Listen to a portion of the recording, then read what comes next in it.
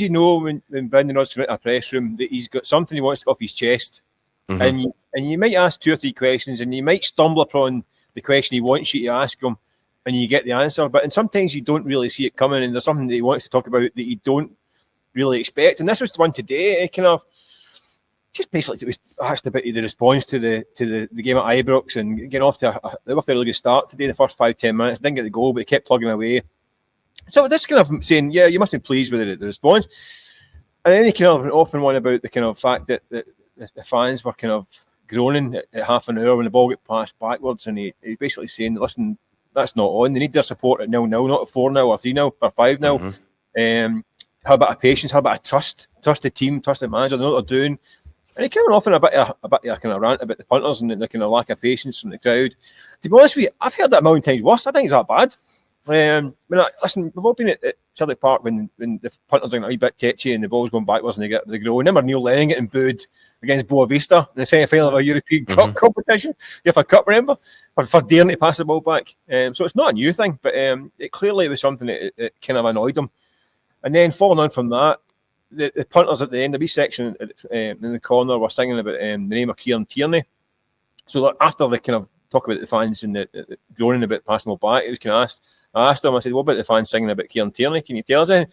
And that seemed to be even more annoying to him. I think he thought it was massively disrespectful to Greg Taylor. He said it's not on. He really was quite almost agitated, kind of angry about it all. Obviously, then we'll be back and cheekily asked if he was ready to sign him. So he shut it down quite quickly. Nothing to report on that one yet. But yeah, he just seemed to be a bit kind of annoyed today with supporters. So obviously, you sent me a transcript, Michael, from the presser. On the Kieran Tierney thing, he says, there were a few things that I may have overheard at the end there. That's a total lack of respect. Of course there is. Greg Taylor, he's been absolutely amazing at this club. How does he feel? He nearly breaks his nose bleeding for the club, for a cause. It's not very respectful. You sing for another player no matter what Kieran's history is. I don't like that. And then on the stuff about the backward passes and the kind of moaning and groaning, when it was 0-0 for the first 20 minutes and would make a backward pass, the crowd would be onto the team. That cannot happen. And it wasn't just a fleeting quote. You were in the room. He then goes on to really expand on that, doesn't he? And come back to it and refer to it 3 or 4 times. Clearly something that he wanted to hammer home. Very interesting to work out why.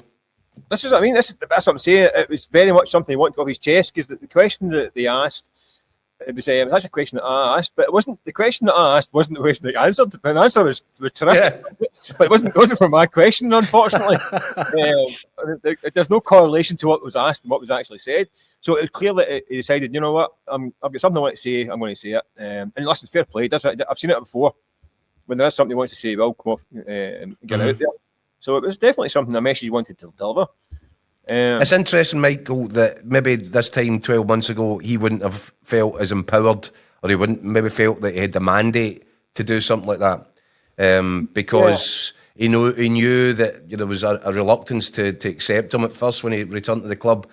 He was aware that there was a bit of unrest, and I think he felt that he had to win the hearts and minds. I'm not sure this time 12 months ago he'd have went on the front foot like that.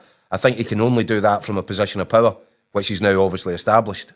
Yeah, I'm not sure doing it 3 days after getting humped at Ibrox is a good time to do it either, right enough. Well, yeah. I mean, listen, I think there's a lot of slack earned, and rightly so. But I think on the same week when they go to Ibrox and get doing, maybe no. Actually, I didn't think it was that bad. But listen, it's something that he wanted to go off his chest. And listen, fair play to him. He's absolutely entitled to it. It does show you that the position of power he's in at the club. And he has, listen, he's right. He's earned... The Celtic team have lost 2 domestic games in what was it, 14 months or something like that. Albeit one was a bad one last week, but it's very rare to see it. So they have earned the kind of, should have earned the trust of the punters. I think they have to an extent. I think Celtic fans now don't get on their back as quickly as they have done previously. I mean, I'd like to say a year ago it was totally different. Yeah. A year ago, I got them booed at home for you getting after the game they won. So I think there is a year ago, Santa was getting booed. Exactly. So I think it has. And I say I get back years. It's always like this. That the supporters get a bit tetchy, going backwards and all that stuff, and they want to drive forward at all times. It's just the way it's always been. I think he's annoyed because there's been a bit of a bad reaction to the Rangers result, and I think that's got under his skin a little bit. And I think that he felt that reaction today inside the ground was probably a consequence or collateral damage from the game at Ibrox, where the fans have turned up in a bad mood. I think that's what he thinks. Maybe, but I don't think the fans did turn up in a bad mood. I think the result coming through with Maester Road changed the mood before kick-off. I've been in this ground when there has been fans in a bad mood, and I didn't sense it today. I mean, it wasn't particularly a party atmosphere, but it wasn't particularly angry or even flat. It was a wee bit flat, but not any more than you expect. This time of year, the game's coming thick and fast. It's not exactly the biggest kind of tie of the week. No disrespect to St Mirren. But, no, I've seen it kind of more aggressive and more kind of catchy than that. It's interesting then, isn't it? Because there's obviously a reason. There's a reason for why Brendan Rodgers came out and said this. There always is. He thinks you know as well as I do. Yeah. He walks into that room. If he wants to say something, he's thought it out. He never gets kind of pushed into saying anything. That's in his mind. He wanted to send that message out. Listen, I think he might have been a bit miffed with some of the response from some fans to the game the other day, and some of it has been a bit OTT. I mean, as it always is. But this is Glasgow. If you get beat at a derby game, you get 2 days of wailing and gnashing your teeth, and then things calm down back to normal, and you move on. Especially now there's a 13-point gap at the top of the league. I mean, Celtic are in a better position now than they were 2 weeks ago. Yeah. So in the bigger picture, it's no harm done. But I think you're always going to get 40 hours of nonsense after a game like that. And sure enough, and I think some of the response is going to be OTT, but some of it was pretty measured. I don't think they get battered. I think most people were surprised more than anything else by the performance at Ibrox. No one's seen that coming at all. So I think that was more the shock. I think most people have said they played really well, done really well. They've been, perfect for the 12 months practically, and that was a stinker. I don't think you can avoid the fact that was a stinker. And listen, do you not think I think he'd have been saying that himself in the dressing room afterwards? It was a stinker to your own players.